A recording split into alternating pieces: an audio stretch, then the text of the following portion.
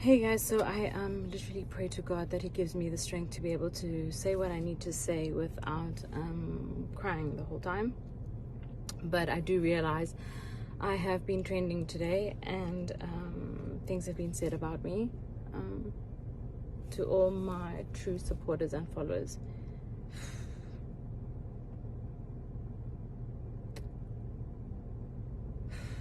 I honestly feel like you guys know the core and the essence of what I am, so I would be doing myself a disservice by not saying something.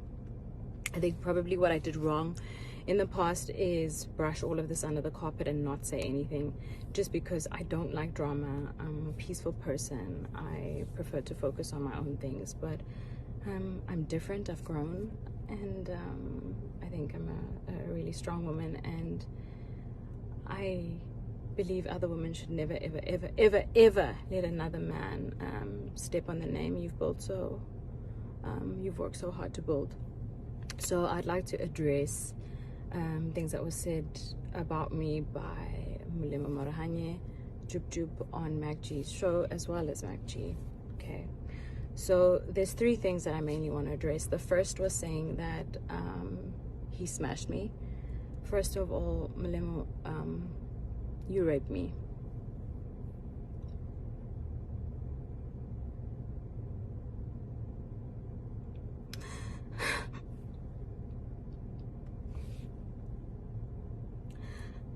I was raped for 2 years solidly. So please don't make it sound like it was a relationship. I was absolutely afraid to leave. Afraid of the power that your mother had in being around you at the time. I was aware of the stifling and sifting of money your mother was doing with Oprah. So, and also what you guys did in terms of Muti and medicine, which you made me believe my life would be a danger if I spoke up. So, no, you didn't smash me. You forcefully opened my legs and forced yourself on me numerous times for 2 years, and made me believe I had no way out. In that time, I had an abortion, of course, because there was absolutely no way I would have a child that was forcefully given to me. And the most painful part about all of this is that I was a virgin. And I told him at the time, I had told Jub that I was a virgin, and I planned to be a virgin until the day I got married.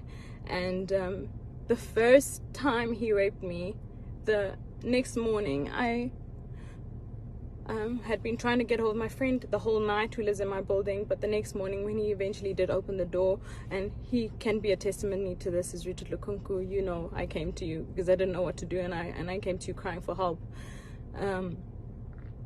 I was afraid, so afraid. And I'm telling this story because, you know what, I genuinely believe that God allows certain things to happen. Your journey or the burdens that you face or the things that you go through, they happen for a reason, guys. And I genuinely believe this burst or this thing that's happened is for me to empower other women, to let them know to, one, never accept emotional abuse and rape the way that I did for 2 years straight. And also, if it has happened to you, turn your life into something really, really strong and powerful, which I have done, and I've really tried to mind my own business. But what I will not stand for is for you to degrade my name. I don't understand why you have an interview and you have to speak about me. You are at such a low point in your life that you should actually be spending your time apologizing for the children that you killed because you were high. Instead, you are trying to bring my name, that I've worked so hard to build the success that I have, okay? The woman that you knew back then, she doesn't exist, okay? I'm no longer afraid. You cannot bring me down, break me apart. Yes, you may have raped me for 2 years solidly. And I want people to know the criminal that you really are. I really wish, you know, that you served a longer jail time, that you were still in prison. You know, just to describe, I've actually never spoken about this. I've never even opened about, I've told my husband in bits and pieces of this time in my life, because I think I actually blocked it out because it was so traumatic to me. But he would do things like wait for there to be people to rape me because it got boring just to rape me plain and at home. I remember the one time I had my siblings visiting, from school, and he would do it while they were around in the same room so that I wouldn't scream, you know. I want people to know the kind of person that I dealt with. God, this is so not on brand. You know, so I will not allow my name to be dragged in the dirt, and to have some man speak about me like, you're so smooth, you managed to smash me. You didn't smash me, you raped me. You raped me, and I was still a good enough person, and I never ever spoke about it. I focused on my own and carried on with my own life. But what I will not do is let you destroy my name. I wrote a few notes so that I don't forget everything. And the other thing that you said is, I left you because I saw a picture with Kelly. I just want people to know that I left because he tried to kill me. He suffocated me. He literally suffocated me. And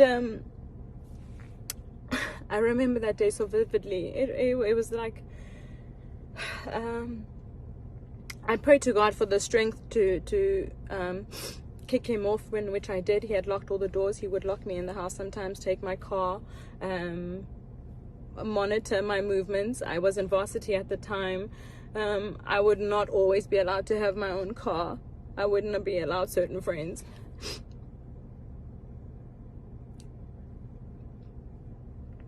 My friend Lusanda, who was the only friend who was allowed in my life at the time. Lou, you know what happened to me. You've seen it happen over all those years. So, it's not true. I didn't leave because I saw a picture. I left because he tried to kill me. And I was always afraid to leave because of the threats that were made. But at that moment where he tried to kill me, I knew that the very thing I was afraid of, which was dying, I knew was meant to happen that day. So I actually got away.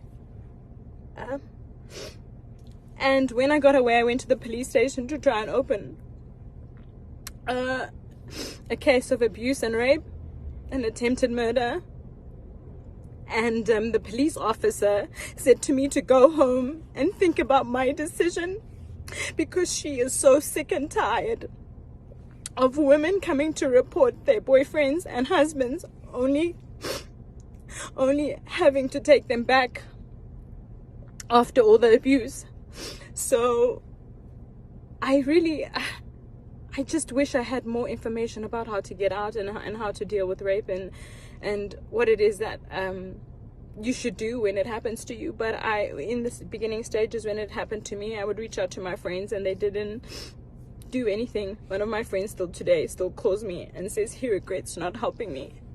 I mean, the first time it happened, he literally gave me a Christian book to read and we prayed. But that's what I did. So trying to find my strength. Anyway, so that was the real reason I left. I left because my life was in danger, and I tried to open a court case. I tried to open a case against him, and our police system failed me. The lady sent me home because she says that women always go back to gender-based violence. I don't speak about these things publicly, but if you know me and you follow me, you will know that with my skincare business, during Women's Month, we donated money to Future Females to help build homes for gender-based violence for women.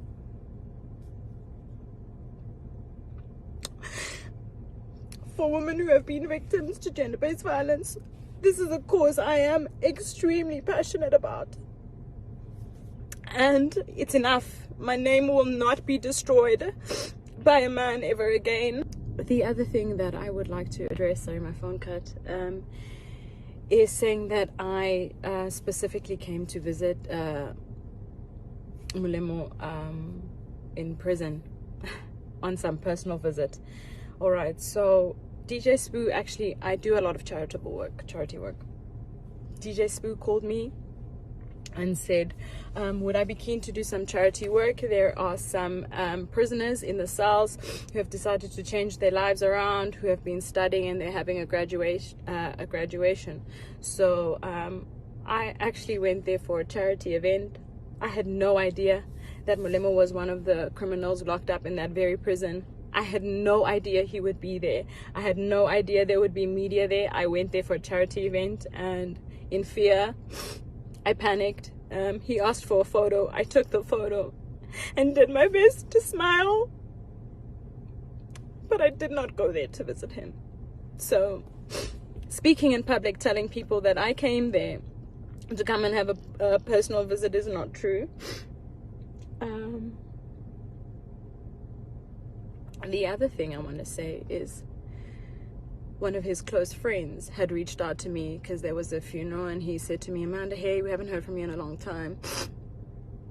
You know, what happened to you? And I said, well, you know, to be blatantly honest, your friend has been raping me. I endured rape for 2 years, so I don't ever want to see him again. And he said, why didn't you say something? Because we've had so many out-of-court settlements for him doing similar things to different women. So, Mac G, Molemo, Marahanyo, Jub, both of you, for the fact that you, especially Mac G, you find gratification of not verifying facts for your own personal gain and financial standing, when you could potentially be destroying people emotionally, not knowing what they have been through. I urge any woman who have been abused, raped by both Mac G or Molemo to come forward. And Kelly Kumala, I just want to say, I believe you. And I think you're an incredible mom. I don't need to know the details because I endured the trauma myself. And I know you probably fought to be alive too. So, you know, any woman who've endured any abuse from Mac G, from Molemo Jub, because I genuinely believe that it takes an abuser and someone who condones gender-based violence to have been able to conduct an interview like this and to speak of women in such a manner. It is 2021, guys. It is not okay anymore. Okay, we may have accepted your abuse before. Our parents and grandmothers before us may have accepted it, but this stops here. Okay, I am the example. If there's any of those women who have been abused by these men, I urge you to please DM me, come forward, and we will fight them together, because I'm not afraid anymore. Okay, and evidently they're using my name in their interviews for relevance, because I'm quietly focusing on my career, which is very successful at that. God has been so good and gracious to me. But I also believe that God would have not allowed these things to happen to me if there wasn't a purpose and a reason for it. Okay? So if you've gone through this by these men, please reach out to me and we'll fight them. We have a very big problem of gender-based violence in this country. And I think that the change will only start if we start to speak up. It needs to stop, guys. It's not okay. And you need to know that if you have been a victim of this and this has happened to you, you have not done anything wrong. And it is absolutely okay to stand up for yourself. And it doesn't matter what anybody thinks. And don't worry, my biggest thing was, would people believe me? And that was my biggest thing. And the second thing was, would it affect my work? You know, as a female, I genuinely believe we're always fighting double time against the opportunities that men have. So I didn't want to create any problems for myself. I just wanted to make sure that I was successful at all costs. And although that's what I may have wanted, I realized that putting this, I literally stored this under a rug and I hoped that I would forget about it, but I never dealt with it. And listening to a podcast like that, having it played back to me, I cannot believe that somebody would fabricate that amount of lies Malemo, I don't know. Obviously, I know why. This is for clout. Here's my attention. You wanted my attention. You got it. But this time, you're getting my attention, and I'm fighting for every single person who has been abused, harassed, and raped. It stops here. It stops now. You no longer have to accept this. And MacG, you will no longer use a female's name for your financial game. Your publicity of your podcast is not more important than the safety of our women. Okay, the change starts with us. If we don't protect our women, which you two have both done a terrible job at doing, I'm going to change that narrative. Okay, it stops here. It stops now. I'm actually really proud of myself for speaking up about this and telling my story. For years, I was traumatized. I remember literal flashbacks of my younger sister and I literally running away from the house because we were afraid. We were afraid of what would happen to us. And now I'm in such a position where I'm empowered, I'm strong, and I know that God is in control. I'm not afraid of you. And it's wrong what you did. You took the virginity of a woman who was saving herself for marriage. Not once, but you continuously raped me for 2 years. My spirit almost died. I almost died. I tried to kill myself twice because of what you did. But you know what? I'm so grateful. I don't regret anything that has happened to me. I think I've come out stronger. A lot of people ask me how come I'm able to keep going that much more, why it is I'm so resilient and so strong. And this is it. This is the proof. When you've gone through so much and you still choose to overcome, like, I'm in a place where I'm fearless. I'm not afraid of you, okay? And I will take you up to court legally for defamation of defamation of character, both MacG and Toop. It is not okay for you to drag my name in the dirt, that you guys need to be relevant for whatever reasons in your career, okay? I will meet you in court, and any women who have been harassed, raped, and abused by these two men, I have your back. Kelly, this is including you. If you guys needed just a little bit of more support to fight these people, I got you. It stops here. This is rubbish, okay? The change starts with us, and we are the change. I love you guys so much.